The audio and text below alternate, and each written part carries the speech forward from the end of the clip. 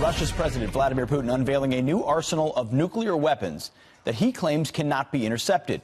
So is this a sign of a new Cold War, or Putin showing his strength for a so-called re-election? The best-selling author of Direct Fire, General Anthony Tata, joins us now with his reaction. So, General, you see the kind of rhetoric coming from... I have to laugh when I hear that Vladimir Putin is running for re-election, as if we should take that seriously. But the rhetoric that he espoused, both from his address and also in an interview on Thursday, is some serious stuff.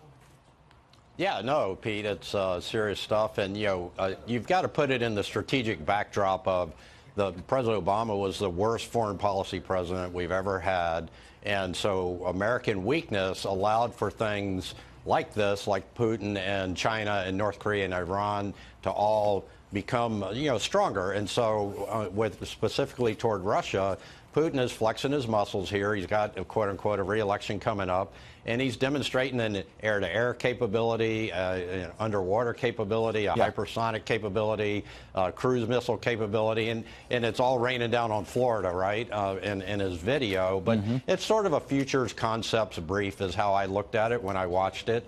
And honestly, this is in reaction, I think, to President Trump's national security strategy, which identifies Russia and China as the two major threats to the United States, freedom and prosperity. And a lot of people have ignored that, Pete, as you know, where President Trump has come out and said Russia is our #1 enemy.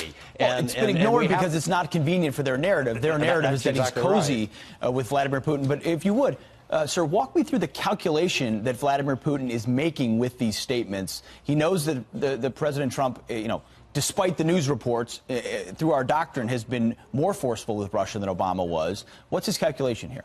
Well, I think his calculation is, internal domestically. He wants to demonstrate that he's a strong leader and that he's been able to really do two things through the meddling mostly with the Democrats in the election, create discontent within the United States, and B, now demonstrate a nuclear arsenal that can beat, supposedly, our defenses. And so it's all about mutual assured destruction. And so as President Trump comes out with America First policy and says we're not going to be weak globally anymore as we were under Obama, President Putin is saying, this is what we're going to prevent any attack from the United States, and we're going to be able to beat their defenses.